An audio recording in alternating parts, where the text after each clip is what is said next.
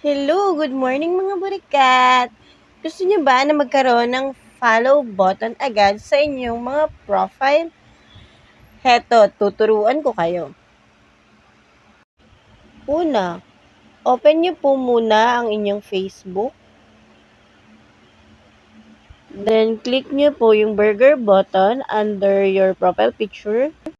Then, after that, you will see settings and privacy. Then, audience and visibility. Then, click how people find and contact you.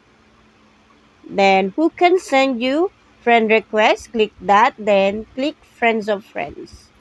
Once na-click nyo na po yan, balik po tayo sa ating profile. Once nakabalik na tayo sa ating profile, click natin yung 3 dots sa gilid, sa right side. Then, click nyo yung view as. Pag na-click nyo na po yung view as, may kita nyo na po yung follow.